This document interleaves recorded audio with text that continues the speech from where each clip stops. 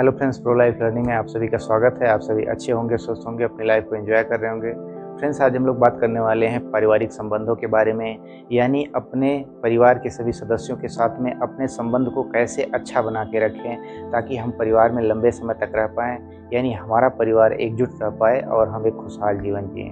क्योंकि आज के समय में छोटी छोटी बातों को लेकर के या कुछ परिस्थितियों के लेकर के लोग बिखर जाते हैं, परिवार के सभी लोग, या आपस में टकराव कर लेते हैं और बिल्कुल भी अलग अलग जीवन व्यतीत करने लगते हैं। और आजकल तो हम लोगों ने देखा है कि स्थिति इस हद तक आ गई है कि सिर्फ दो भाई होते हैं, फिर भी उनमें किसी बातों को लेकर के टकराव हो जाते हैं, या हम कहें कि थोड़े समय के बाद कुछ परिस्थितियां ऐसी उत्पन्न हो जाती हैं कि वे अलग अलग हो जाते हैं और अलग अलग जीवन यापन करने लगते हैं। ऐसे में होता क्या है कि वे दोनों ही थोड़ी सी कठिनाई का जीवन जीते हैं या एक दूसरे से ईर्ष्या करते रहते हैं पूरे जीवन भर के लिए, और एक दूसरे की बुराइयां एक दूसरे से करते रहते हैं। तो ऐसे में क्या चीज़ें अपनाई जाएं या किन बातों को ध्यान में रखा जाए कि हम अपने परिवार के सभी लोगों से संबंध अच्छे रख पाएँ और हमारा परिवार एकजुट बना रहे और एक खुशहाल जीवन हम जिए। तो इसके लिए कुछ बातों को आपको ध्यान में रखना होगा। जैसे सबसे पहली बात हम क्या याद रखेंगे कि आपका परिवार जो है उसने आपका पालन पोषण किया है, आपकी सुरक्षा की है, तो बदले में आपका भी ये दायित्व बनता है कि आप भी उसका पालन पोषण और उसकी सुरक्षा करें। तो अपने दायित्व को ज़रूर याद रखें। दूसरी बात हम लोग करते हैं कि जब भी परिवार एकजुट होता है या आप परिवार में रहते हैं, तो ऐसे में होता क्या है कि कोई भी परिस्थिति आ जाती है या कोई समस्या आ जाती है, कोई दुख आ जाता है, तो ऐसे में होता क्या है कि परिवार के सभी लोग मिलकर के उस दुख को कम करने की कोशिश करते हैं या उस समस्या को ख़त्म करने की कोशिश करते हैं। इसका जीता जागता उदाहरण हम लोग लॉकडाउन में देख सकते हैं कि लॉकडाउन में क्या हुआ कि जब परिस्थितियाँ गंभीर होने लगीं तो सभी लोग, चाहे वे कितने ही दूर क्यों न थे, कितने ही सबल क्यों न थे, कितने ही पैसे सब लोगों के पास क्यों न थे, मगर वे सभी लोग भाग करके अपने घर या परिवार में जा कर के शरण ली। उनको पता था कि परिवार ही इस समस्या को दूर कर सकता है, सभी लोग मिल करके ही इसमें हमारी मदद कर सकते हैं। दूसरा क्या होता है कि परिवार में जब हम एकजुट रहते हैं तो ज़्यादा लोगों के होने से खुशी का माहौल भी बना रहता है, तो आसपास आपके पॉजिटिव एनर्जी भी होती है खुशी का माहौल बनने से। इसके अलावा क्या होता है, परिवार एकजुट होता है तो ज़्यादा लोग व्यस्त रहते हैं, यानी एक दूसरे के लिए कार्य करते रहते हैं। तो ऐसे में क्या होता है कि जब लोग व्यस्त होते हैं तो आपके घर में आलस का माहौल नहीं बनता है, जो सभी लोगों को स्वस्थ भी बनाए रखता है। जहाँ पे आलस का माहौल बनने लगता है, लोग अस्वस्थ होना शुरू कर देते हैं। तो आप एक साथ रह रहे हैं तो आप लोग स्वस्थ भी रहेंगे। या परिवार एकजुट होता है तो कोई भी फंक्शन होता है, कोई त्यौहार होता है, तो आप उसे धूमधाम से मना पाते हैं, या हम कहें कि छोटी छोटी खुशियों को भी बांटने के लिए कोई होता है आपके साथ में। तो या फिर हम कहें बहुत बड़ा कोई कार्य हो जाता है तो उसमें ज़्यादा लोगों के होने से, एकजुट होने से क्या होता है कि सभी लोग मिलकर के उसको टुकड़ों में बांट लेते हैं और थोड़े ही समय में कर लेते हैं। तो इस तरीके के बहुत से फ़ायदे होते हैं अगर आप एक परिवार में हैं। मगर समस्या ये होती है कि हम बहुत लंबे समय तक, या हम कहें कि परिवार के ज़्यादातर लोगों में आपसी संबंध अच्छे से नहीं बन पाते हैं और थोड़े समय के बाद परिवार बिखरने लगता है। तो हम लोगों ने बात की कि परिवार में एकजुट रहें तो कितना हमें फ़ायदा हो सकता है, क्या क्या बेनिफिट हो सकती है, कितनी हमारी लाइफ खुशी से हो सकती है, कितने हम स्वस्थ हो सकते हैं। तो हम लोग बात कर लेते हैं कि किस तरीके से अपने परिवार के सदस्यों के साथ में अपने संबंध को अच्छे बनाए रखें, हम किन बातों का ध्यान रखें ताकि हमारा परिवार एकजुट रह पाएँ, हम परिवार में रह पाएँ लंबे समय तक और हम एक खुशहाल परिवार के साथ में एक खुशहाल जीवन जी पाएँ। तो ऐसे में आपको कुछ बातों को ध्यान में रखना पड़ेगा, जिसमें सबसे पहली चीज़ है कि आपके परिवार में जैसा भी जो व्यक्ति है उसको उसी रूप में स्वीकार करें। उसको बहुत ज़्यादा बदलने की कोशिश ना करें, उसको प्रेशराइज़ ना करें कि आप ऐसा ही करिए, आप ऐसा ही बनिए, क्योंकि कोई भी व्यक्ति किसी दूसरे व्यक्ति की तरह नहीं बनता है। आप कोई भी माँ-बाप होते हैं, उनकी तरह क्या बच्चे 100% बन पाते हैं? ऐसा बिल्कुल नहीं हो पाता है। कुछ न कुछ परिवर्तन ज़रूर उनमें होते हैं, जो कि उनके अनुभव और समय के अनुसार उन्हें बनाते हैं। तो बहुत ज़्यादा प्रेशराइज़ ना किसी को करें कि आप ऐसा बनिए, ऐसा करिए।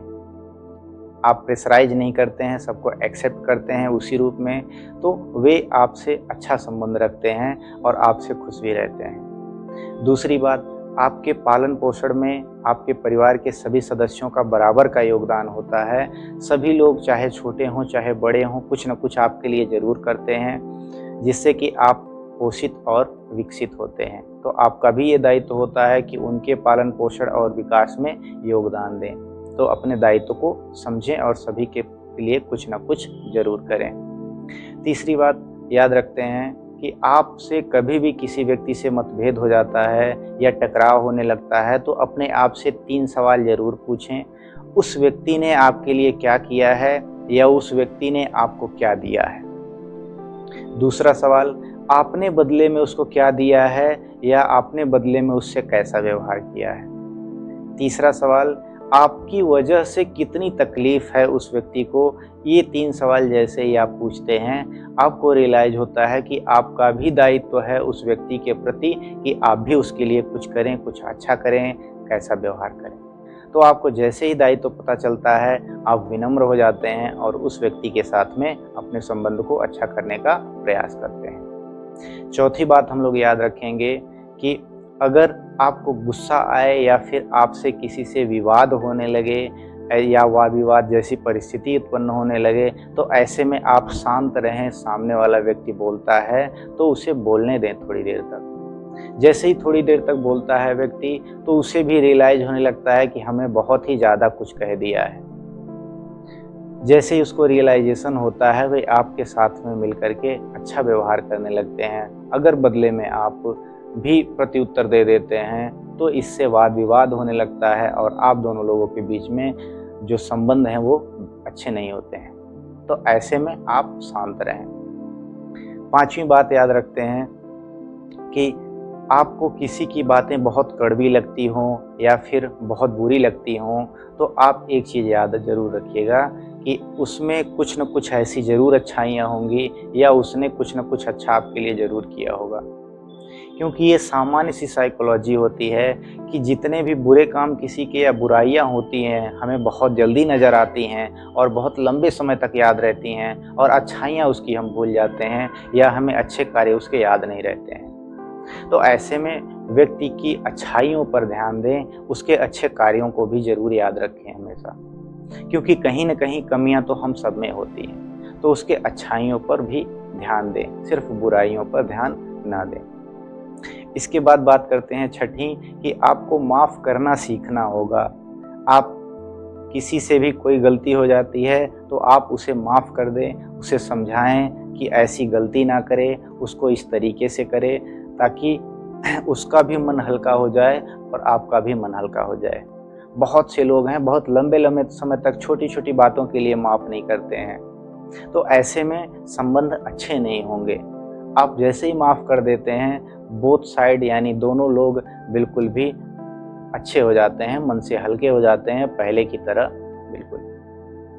7वीं बात हम लोग याद रखेंगे कि हमको अपनी गलतियों के लिए माफ़ी मांगना भी सीखना होगा और अपनी गलती को एक्सेप्ट करना भी सीखना होगा। हमसे कोई गलती हो जाती है तो सामने वाले व्यक्ति से ज़रूर माफ़ी मांगें। जैसे ही आप माफ़ी मांगते हैं, ऐसा नहीं है कि आप गलती एक्सेप्ट कर लेंगे या माफ़ी मांग लेंगे, आप बड़े हैं बहुत, तो आप उससे छोटे नहीं हो जाएंगे, बल्कि आप माफ़ी मांग लेते हैं तो सामने वाले व्यक्ति का मन भी हल्का हो जाता है और साथ में आपका भी मन हल्का हो जाता है। आप दोनों लोग फिर से विनम्र होकर के अपने संबंधों को अच्छा कर सकते हैं। 8वीं बात हम लोग याद रखते हैं कि किसी तीसरे व्यक्ति की बात सुनकर किसी के लिए आप कभी निर्णय ना लें या कोई विचार ना बनाएं, क्योंकि हो सकता है कि जो बात आपसे पता चली है आपको तीसरे व्यक्ति से, वो सत्य ही ना हो और आप ऐसे ही निर्णय बना लें। तो ऐसे में उस व्यक्ति से आप अच्छे तरीके से पेश आएं और बिना सत्यता को जाने आप उसके बारे में कोई विचार ना बनाएं। 9वीं बात हम लोग याद रखते हैं कि आपको कोई बात अगर बहुत परेशान कर रही है, आपका मन दुखी हो जाता है उस बात से, तो ऐसे में वह बात जिस व्यक्ति से जुड़ी हुई है उस व्यक्ति से सीधे तौर पर पूछें कि ये सत्य है, असत्य है, इसमें कितनी सच्चाई है, कितनी नहीं है। उस व्यक्ति से सीधे तौर पर पूछें। ऐसा ना हो कि आप जैसा विचार बना रहे हैं वैसा कुछ हो ही ना, तो आप गलतफहमी के शिकार हो जाएंगे। और लगभग 70 से 80% घरों के या परिवारों के बिखरने की वजह होती है गलतफहमियाँ, कि हम किसी के भी बारे में ऐसे ही विचार बना लेते हैं, गलतफहमियाँ पैदा कर लेते हैं बिना उस व्यक्ति से जाने पूछे। हम मन ही मन अपना कोई ना कोई विचार बना लेते हैं किसी के बारे में। तो ऐसा बिल्कुल ना करें, उस व्यक्ति से सीधे तौर पर पूछें और उसकी सत्यता की जांच करें, फिर अपने किसी भी निर्णय को या फिर किसी बात को कहें। 10वीं बात हम लोग याद रखते हैं कि समय परिवार को अवश्य दें, ये सबसे इम्पॉर्टेंट चीज़ होती है। और बहुत से लोग इसी में नाकाम हो जाते हैं सिर्फ पैसे कमाने के लिए। तो पैसे के साथ में आपको समय भी परिवार को देना पड़ता है, तब सभी लोग आपसे जुड़े रहते हैं, तब आपके संबंध अच्छे होते हैं।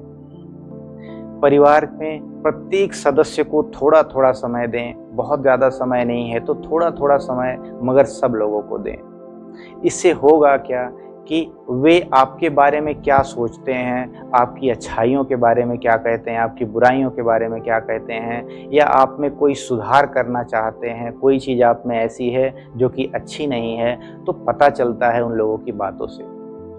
इससे क्या होता है कि आप अपना एनालिसिस कर पाते हैं कि आपको किसी चीज़ में सुधार करना चाहिए कि नहीं, आपकी अच्छाइयाँ कितनी हैं, आपकी बुराइयाँ कितनी हैं, आपकी कमजोरी क्या है, आपकी मजबूती क्या है, ये सारी चीज़ें पता चलती हैं आपको।